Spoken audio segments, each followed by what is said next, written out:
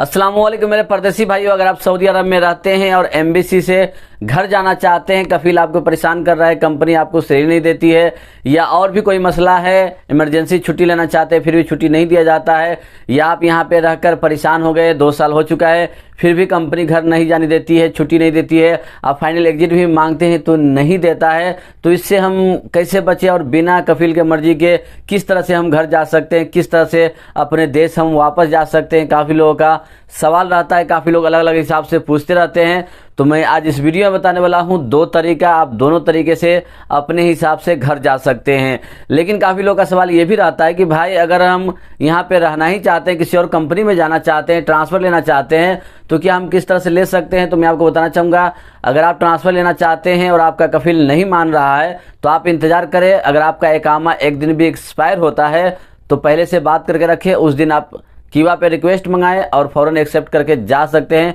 पुराना कंपनी कुछ नहीं कर सकता है, और पुराना कंपनी अगर 3 महीने तक सैलरी नहीं देता है तो फिर भी आप ट्रांसफ़र ले सकते हैं, और कंपनी आपके ऊपर हुरूब लगा देती है, यानी आप कंपनी से भाग जाते हैं या कहीं चले जाते हैं तो कंपनी आपके ऊपर हुरूब लगा देती है। तो इस कंडीशन में आपके पास 60 दिन का वक्त होता है। 60 दिन के अंदर में आप कभी भी कहीं पे भी ट्रांसफ़र ले सकते हैं, या आप डायरेक्ट पुलिस के ज़रिए या एम्बेसी के ज़रिए घर जा सकते हैं, या फाइनल एग्जिट लगवा भी सकते हैं अपने कफील से बात करके।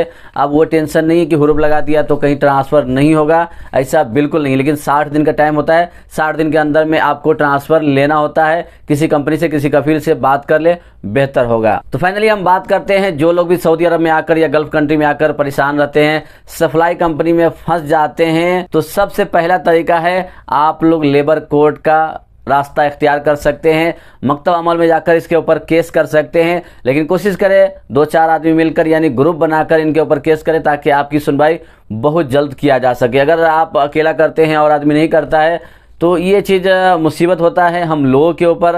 हालांकि मेरे कंपनी के ऊपर, जिस कंपनी में पहले था, हम लोग कंप्लेन नहीं कर पाए तो हम लोगों को एंड ऑफ सर्विस 2200 मिला।